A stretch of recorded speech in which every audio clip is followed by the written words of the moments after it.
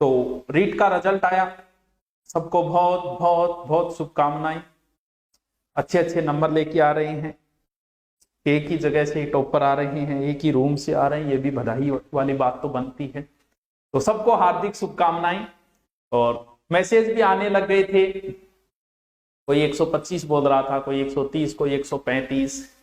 तो मैसेज आ रहे थे तो लगा था कि मैसेज इन स्क्रीनशॉटों को शेयर करें, लेकिन जब बेरोजगार बन के देखते हैं तभी असफल तो हम भी हुए थे। तो ऐसा अगर बेरोजगार बन के देखें और आज मेहनत करके भी जिसके 120 आए, 115 आए, उन पे क्या गुजर रही होगी। क्योंकि एक मैसेज आया मेरे पास कि सर मेरे 115 बने हैं, तो 115 बने सर मेरा होगा कि नहीं होगा, ये इमोजी था रोने वाला। क्योंकि परिस्थितियां समय के अनुसार, धर्म की परिभाषा होती है, शब्दों की परिभाषा समय के अनुसार होती है हमेशा।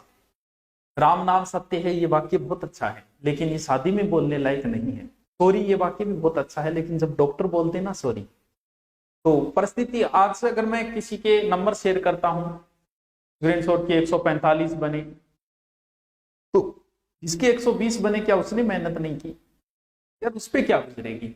गुजर तो रही है, क्योंकि जैसे ही आए, आज तो दूध वाले को भी पता है, वो भी आते हैं बाहर लमा रहा है, मुन्नो थार बीएड तैयारी करा, कितना नंबर बना, फोन की घंटियां उनकी भी बज रही होगी, टेंशन क्या जवाब दे। 115 बने, सामने वाला सांत्वना दे रहा है, कोई बात नहीं, हो जाएगा, आपका हो जाना चाहिए, जबकि सांत्वना उसे भी पता है कि होगा कि नहीं होगा, ये इस चीज का सबको पता होता है, लेकिन सांत्वनाएं तो दी जाती है। ये नहीं कह सकते कि 115 वाले का नहीं होगा, 110 वाले का होगा, 140 वाले, क्योंकि अभी तक इस चीज का निर्धारण नहीं है। अभी 10, 90, 10 वाला वेटेज, वो चीजें पड़ी है, लेकिन कहीं ना कहीं आदमी इस चीज से फिर बाहर निकलना चाहता है, क्योंकि मेहनत तो उसने भी की है यार, 120 वाले ने भी की है, 110 वाले ने भी की है, 110 भी ऐसे तो नहीं आते, मेहनत तो उसने भी की है। तो वो बाहर निकलना चाहता है कि चलो यार नहीं हुआ, चलते हैं कहीं एकांतवास में, चलते हैं, मान लो खेत जाके बैठ जाता है। फिर वो जिनको अपने गुरुओं को फॉलो करता है, और चलो उनके देख लेते हैं, उनको देखिए तो वहां भी सिर्फ सफलता वालों की ही चर्चा हो रही है। कोचिंग को देखता है, कोचिंग वाले भी उसी की चर्चा कर रहे हैं जो सफल हुआ है। तो भाई क्या उसने मेहनत नहीं की? जिसकी 115 आई, मेहनत तो उसने भी की है। और कोई व्यक्ति कैसे दावा कर सकता है कि मेरे पढ़ाई में सभी सफल हो गए? सफल तो उतने ही है, जितना परसेंटेज हमेशा रहता है वही सफलता का परसेंटेज है।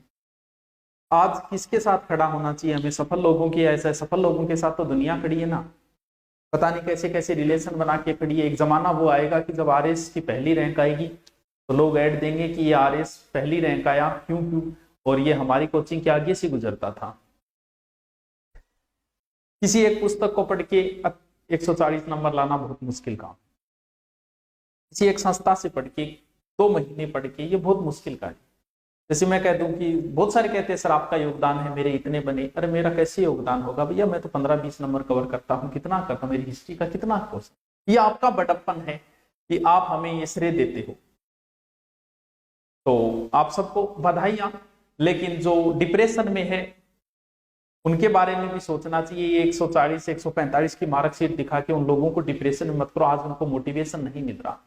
ये चीज तुम भी जानते हो और हम भी जानते हैं कि आज जिसके 125 बने उसको 145 वाली मार्कशीट दिखाएं तो उस पर क्या गुजरती, क्योंकि 125 वाला तो दुविधा में फंसा हुआ है कि होगा कि नहीं होगा। और वो भी सोचता है यार मैंने भी तो ये किताब पढ़ी थी, मैंने भी इतनी मेहनत की थी, मेरे साथ क्या हुआ। वो 3 घंटे का दुर्भाग्य है कि किसी का साथ दे दिया, वो आगे निकल गए, कोई रह गया तो रह गया। तो ये मत सोचना कि तुम्हारे 115 आए, तुमने मेहनत नहीं की, तुमने भी मेहनत की है। और ये निर्धारण, ये 10-15 नंबर का जो अंतर है, वो कोई तुम्हारी योग्यता का निर्धारण नहीं करते हैं। इस बात पे कतई तुम योग्य नहीं हो, इस बात को मत सोचना कभी कि तुम्हारे 110 बने इसका मतलब तुम योग्य नहीं हो। ये रीट एक अलग मामला है। रीट के अंदर सब सब्जेक्टों में इंटेलिजेंस है, जिसका सब्जेक्ट अच्छा है। बहुत सारे अध्यापक जो सेकंड ग्रेड, जो बहुत सारी स्कूलों में, प्राइवेट स्कूल कॉलेज में पढ़ा रहे हैं, उनका सिलेक्शन रीट में बहुत मुश्किल है।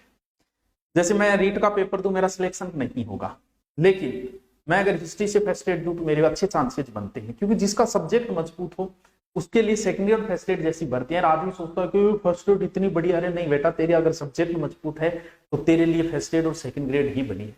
ऑल ओवर तू है। जैसे नए नए बंदे पास, जैसे इसमें नए बंदे ज्यादा सिलेक्शन होते हैं रीट के अंदर, क्योंकि वो फ्रेश होते हैं, वो सारे सब्जेक्ट पढ़ लेते हैं। लेकिन जो स्कूलों में पढ़ा रहा है लंबे समय तक, और उसके लिए रीट नहीं बनी है, उसके लिए तो सब्जेक्ट वाले सेकेंड ग्रेड और फर्स्ट ग्रेड बनी है, क्योंकि उसमें सब्जेक्ट मैन है।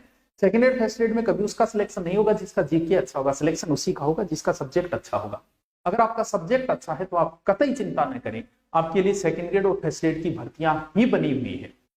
तो चिंता न करें इस चीज का, ये कोई निर्धारण नहीं है आपकी योग्यता का। तो आप सबको जिनका हो गया उनको बहुत बहुत बधाइयां, बहुत बहुत शुभकामनाएं हैं।